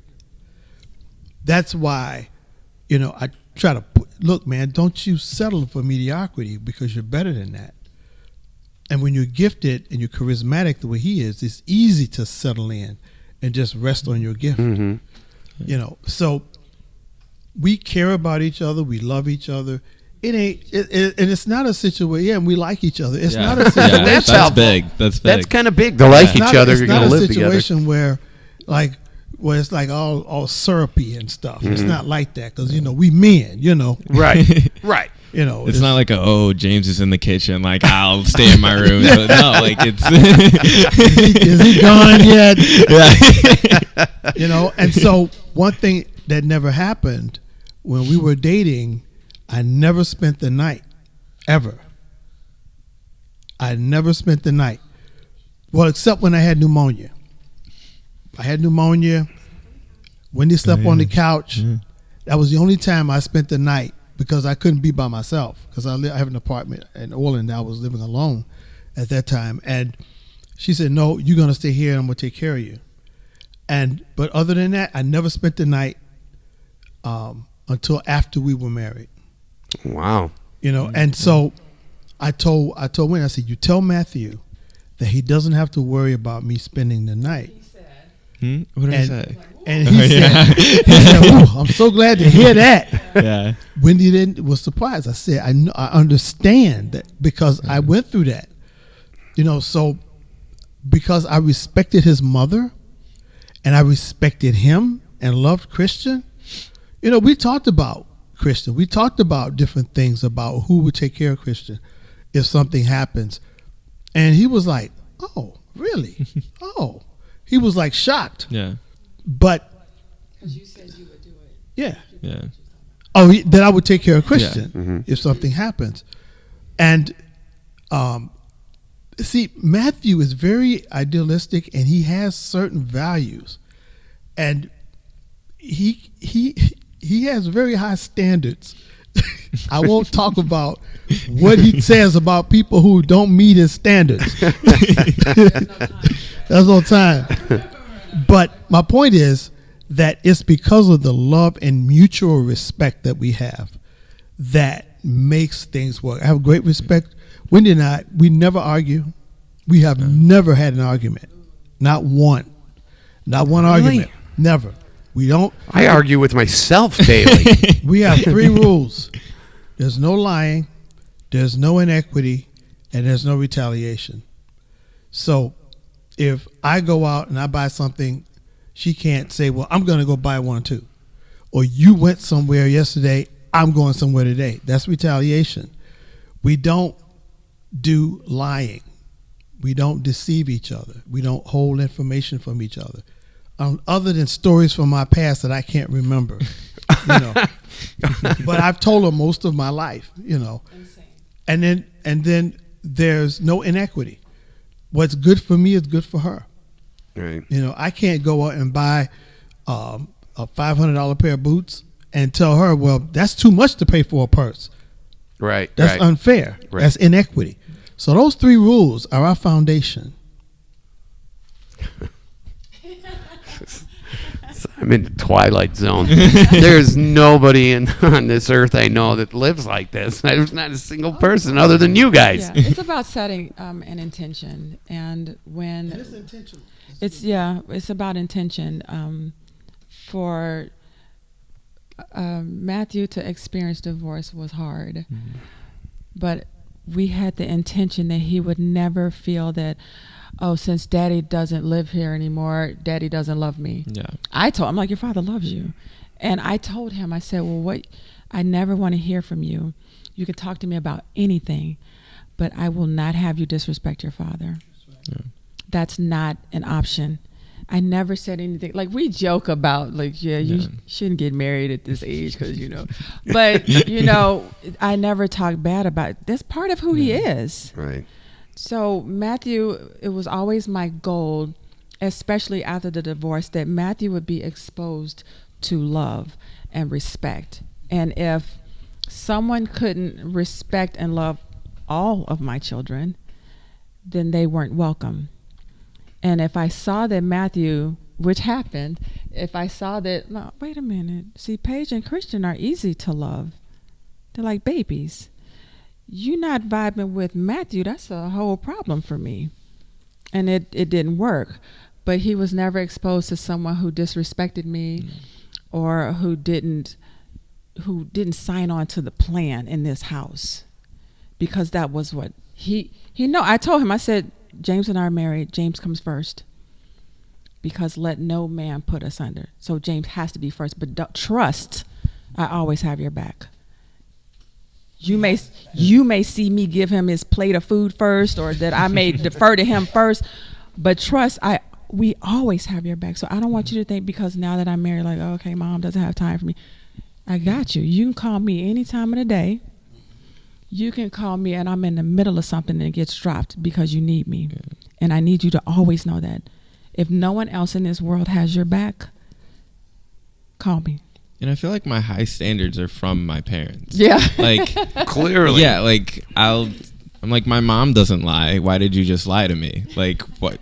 Well, these are learned behaviors. Yeah. I mean, Yeah. You Yeah. know, you become a product of your environment, and if your environment is horrible, you become me. And if your environment is fantastic, you become you. And that's exactly how the world goes. And part of it is learning from your children. You know, we're not just here to like do this. You need to do that. Matthew has taught me a ton. You can. I've always said this about my kids. You know, probably the best lessons I ever learned. You know, because I didn't really have the stability Yeah. of like Yeah. was from my children. You Yeah. know, and I always had an open line of communication with my kids. It was Yes. always, I don't care what's on your mind. I don't care how mad you are at me. Let's Yes. talk about it. Let's I get don't through care it. what the topic is. I don't care what it is. Let's Let's do it. discuss it. Yeah. The open line Yeah. of communication is the best place to Yeah. start. Definitely. And if you can be confident and comfortable talking with somebody, you can generally solve any problem the world could Definitely. possibly throw Yeah. at you. Definitely. It starts with It's when the you kids. stop talking that it all Yeah. goes away. Yeah. And like both my parents and James too, they're all understanding. Like I used to just hate adults because I'd be at Yes, school he and did. I'd be, Hey, I'm not a huge fan. I'd be at school and I'd little and I'd tell something to my teacher and she'd be like, whatever, here's a worksheet. And I'd be like, but listen to me. Yeah. And so Right. then, but these adults in my life, they actually sat down and I'd come with some insane story or comes some with some crazy stories. idea. Yeah. And I'd be like, oh, we should do this. And then they'd be like, okay, that's a good idea. Let's take our way through it and go through it. And that was huge for me. That was gigantic. Wow, this is just you're a very fortunate young man.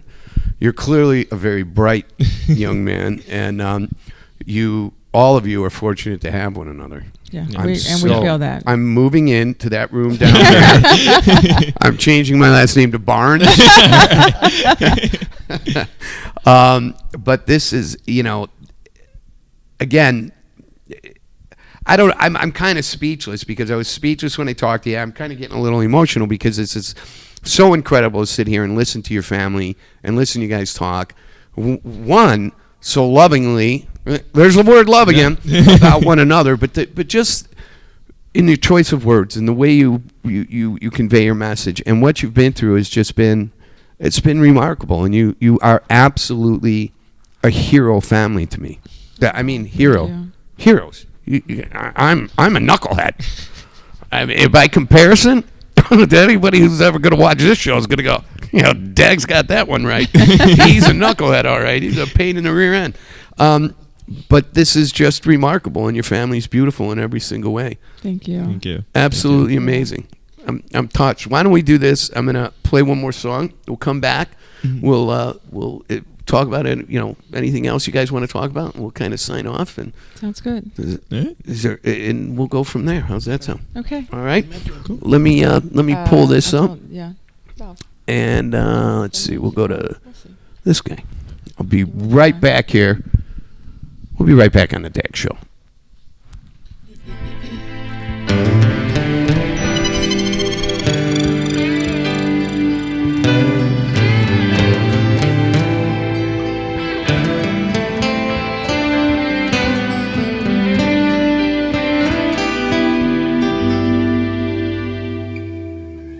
Day after day, take a look at myself. The truth is etched in the mirror. Night after night, as I lie alone, my future becomes quite clear.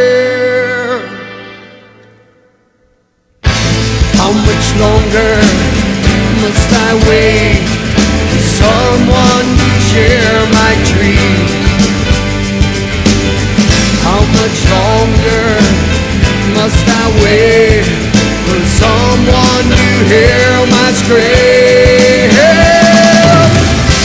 Sometimes I lie alone, sometimes I cry.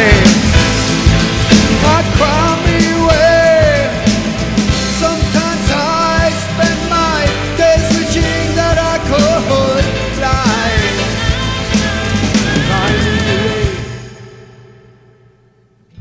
Some days, the pain and loneliness, it enters into my dreams.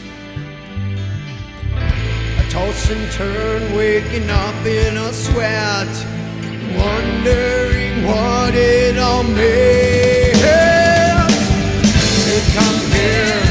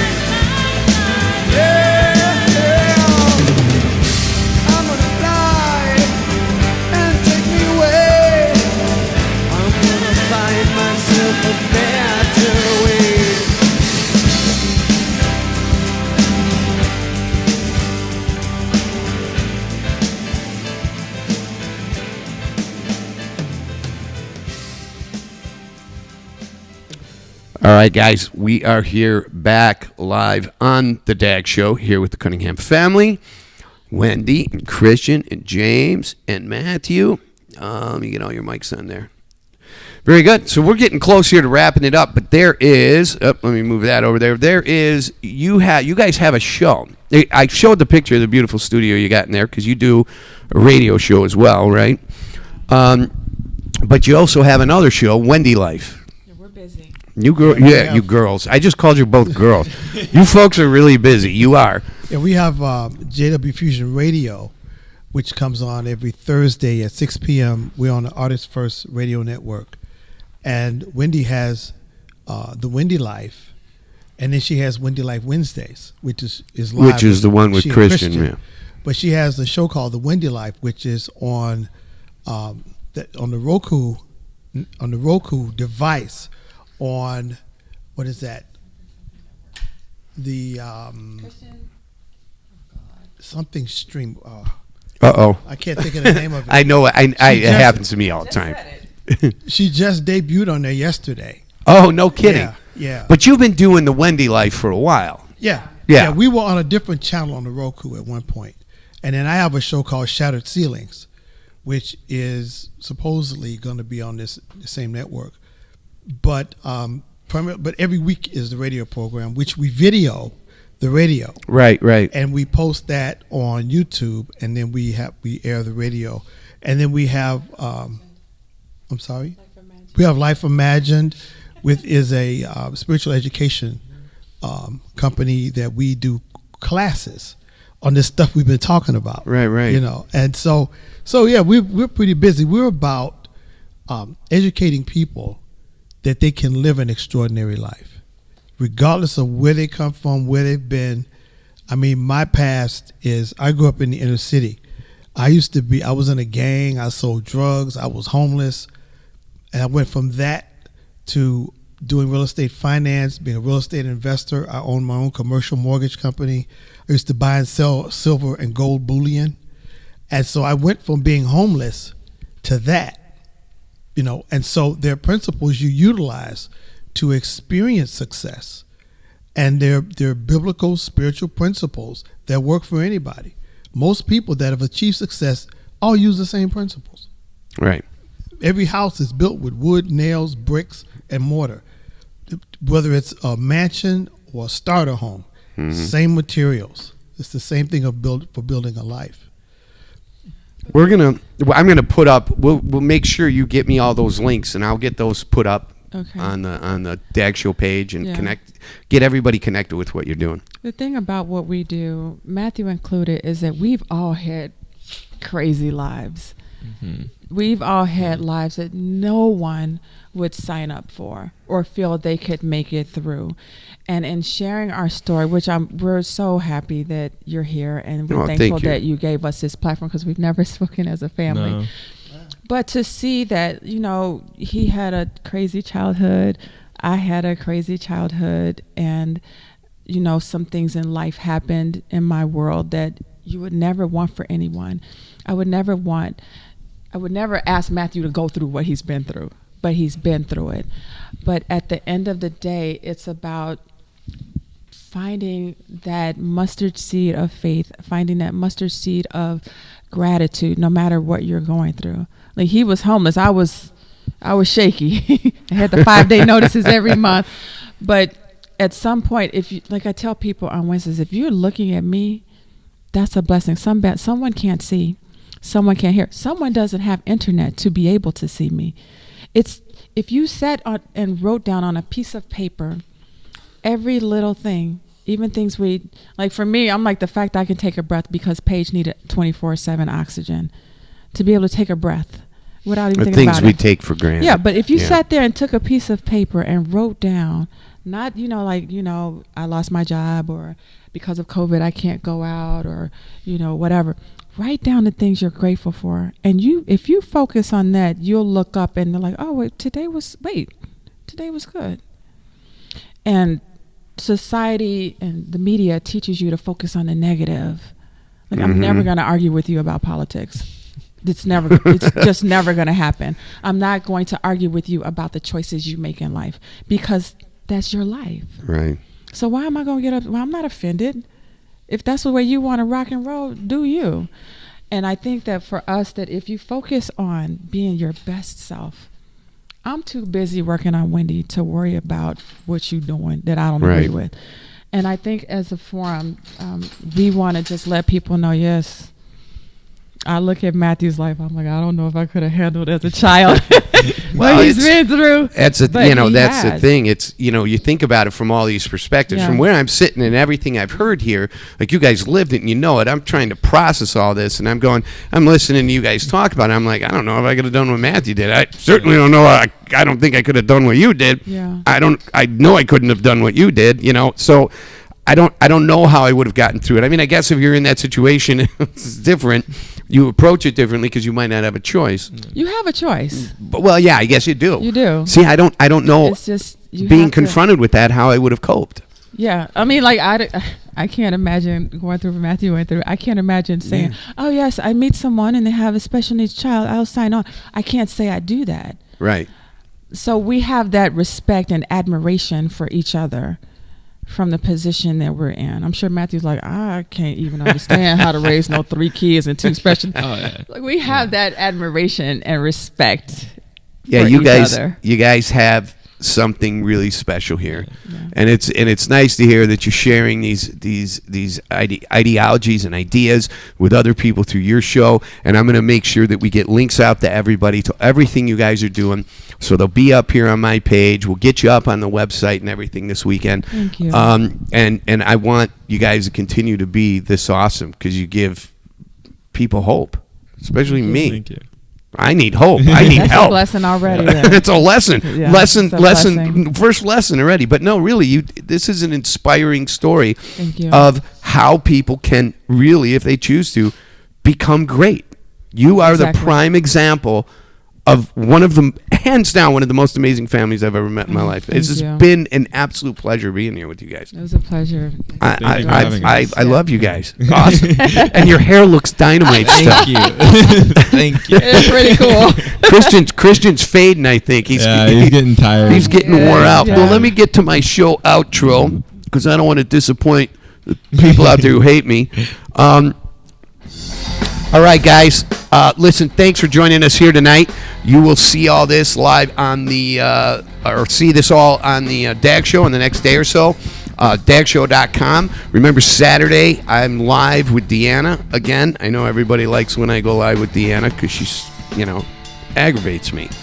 But thanks so much for joining us all here. Okay, why can't I see? This is it went pretty smooth tonight, all things considered. As far as audio and things, I didn't really have any problems tonight. So anyway, thanks everybody for joining us. The greatest family, hands down in Chicago. they got to rule Chicago. This is the family of Chicago. This is what we should all aspire to be. Thank you all so much for being part of my show, letting me into your beautiful home. We're going to take some pictures, and then I'm going to get out of your hair. Thank you. You're very welcome. Thanks so much, Thank guys. you. Thank you. We'll talk to you. All right, how do I turn this off? We'll see you guys later.